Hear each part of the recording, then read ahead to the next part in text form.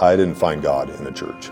I found him when everything in my life started to fall apart. And that has been a theme throughout my entire life. I find God and I find my connection with him to be most powerful in the darkest times of my life. When my identity was shattered, when my self-confidence was wrecked, when everything that I thought I knew about myself was being stripped away. There is a certain strange grace in suffering, and it doesn't make sense intellectually, but it's the type of grace that breaks you open, just enough to let the light in.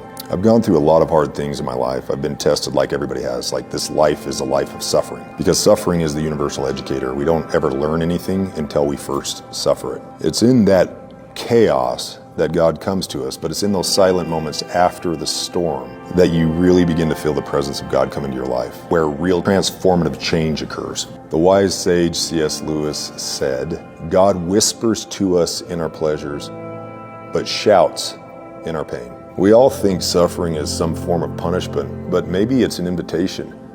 Maybe it's an opportunity. Maybe it's actually a sacred blessing to break the clouds of ignorance, to strip away all of the pretending and see the face of God. The wound is actually the place where God's light enters you. The Sufi proverb states that when the heart weeps for what is lost, the soul rejoices for what is found.